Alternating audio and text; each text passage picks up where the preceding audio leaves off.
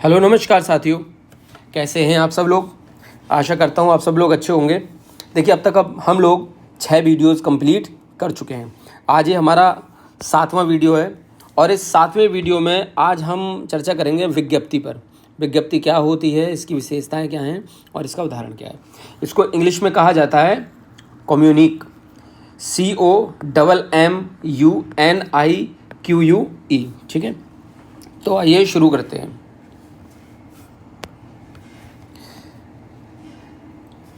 देखिए, इसको अधिसूचना भी कहा जाता है और विज्ञप्ति भी कहा जाता है। अधिसूचना को इंग्लिश में कहा जाता है नोटिफिकेशन। इसको नोटिफिकेशन कहा जाता है इंग्लिश में। ध्यान रखें, कभी कभी प्रशासनिक शब्दावली में पूछ लिया जाता है। और इसको कम्युनिक कहा जाता है, जो कि बताया था अभी। तो देखिए ये है क्या, पहले इसको एक साधारण भाषा में समझें आप कि विज्ञप्ति क्या होती है। शासन की ओर से बहुत सारी सूचनाएं या बहुत सारी घोषणाएं की जाती हैं जनसाधारण के लिए और उनको राजपत्र में प्रकाशित किया जाता है। ठीक है, न्यूज़पेपर वगैरह में प्रकाशित किया जाता है। और जब न्यूज़पेपर में प्रकाशित करके या राजपत्र में प्रकाशित करके शासन की ओर से जो सूचनाएं दी जाती हैं उसी को अधिसूचना या विज्ञप्ति कहते हैं।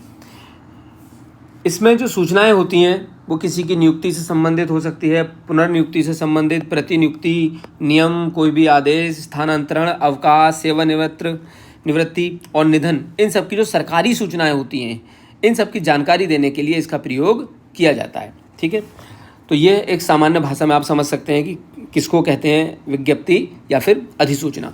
परिभाषा की बात हम करें तो शासन की ओर से जो घोषणाएं जनसाधारण को सूचना देने के लिए या सरकारी कार्यालयों, उनसे संबंधित अधिकारियों और कर्मचारियों को जानकारी देने के लिए केंद्रीय या प्रांतीय सरकारों के द्वारा उनके राजपत्रों में प्रकाशित की जाती हैं, उसको अधिसूचना कहा जाता है।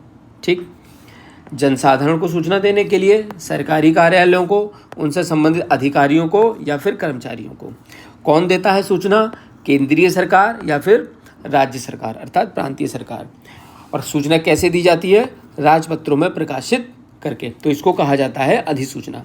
इसका प्रयोग नियुक्तियों, पुनर्नियुक्तियों, प्रतिनियुक्तियों, नियमों, आदेशों, स्थानांतरण, अवकाश, सेवानिवृत्ति, निधन आदि की सरकारी सूचना देने के लिए किया जाता है। विशेषताएं क्या हैं, ये सदैव किसी सर्वोच्च प्राधिकारी के स्तर से उद्गमित होती है, वहीं से इसको जारी किया जाता है। इसका संचालन सदैव एक आयामी होता है, अर्थात ऊपर से नीचे की ओर संचालित की जाती है। इसका गंतव्य सर्वसाधारण तक होता है।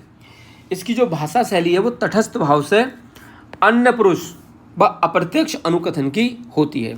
इसमें किसी भी प्रकार के अभिवादन या समाप्ति सूचक शब्दों का प्रयोग नहीं किया जाता है, जैसे कि महोदय, महोदया या प्रिय श्री महोदय, इस तरह के शब्दों का प्रयोग नहीं होता है। नहीं अंत में समाप्ति सूचक शब्द, ससम्मान, सादर, इस तरह के शब्दों का प्रयोग नहीं होता है। इसका आलेख औपचारिक शब्दावली में निर्धारित प्रारूप पर लिखा होता है। पहले से प्रारूप बना होता है, उसी प्रारूप में ये दी जाती है। इसके हम प्रारूप की अगर बात करें, विज्ञप्ति का जो प्रारूप है तो उसी तरह से होता है जिस तरह से हमने पीछे भी कार्यालय आदेश या कार्यालय ज्ञापन को देखा था। सबसे पहले यहाँ पर विभाग का नाम लिख देंगे, विभाग, अनुभाग, संख्या, स्थान और दिनांक। ये लिखने के बाद में फिर वही करना है जैसा कि कार्यालय आदेश में किया था। जितना बड़ा फॉन्ट इसका है, इससे थोड़ा बड़ा फॉन्ट यहाँ पर उस फॉन्ट में लिखेंगे हम यहाँ पर विज्ञप्ति। ठीक है, विज्ञप्ति लिखने के बाद में इसको यहाँ पर हम अंडरलाइन कर देंगे।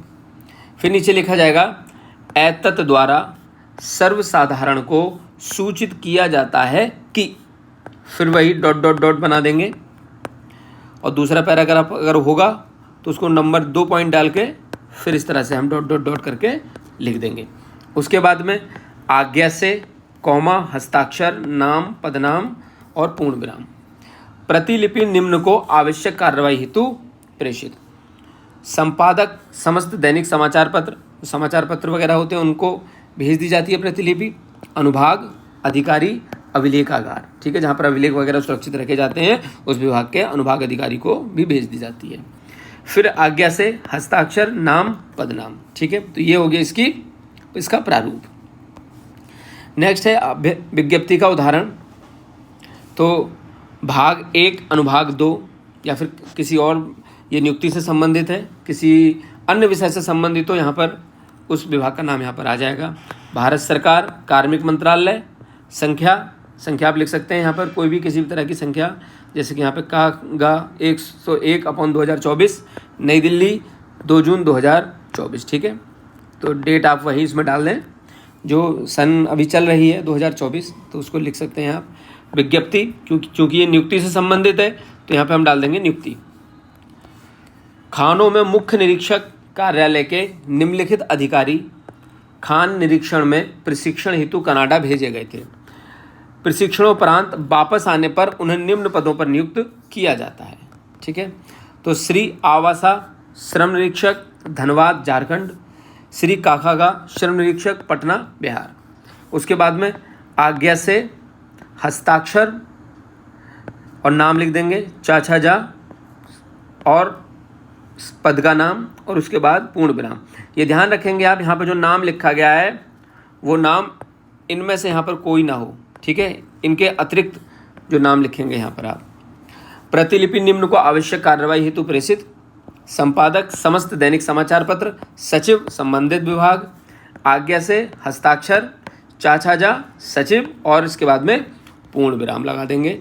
तो ये छोटा सा एक उदाहरण है, इसको आप याद कर लें। ये इसका प्रारूप हो गया और ये इसकी परिभाषा और विशेषताएं। आसान है, अगर आपने कार्यालय आदेश अच्छे से एक बार पढ़ लिया तो वही सारा लगभग प्रारूप मिलता जुलता, बस थोड़ी सा डिफरेंस है जो मैंने आपको पिछली वीडियोज़ में भी बताया था, तो उसको आप ध्यान रखेंगे। बाकी आप इसको याद कर लें, इसका PDF आपको चैनल में दे दिया जाएगा। ठीक है, ऑल द बेस्ट।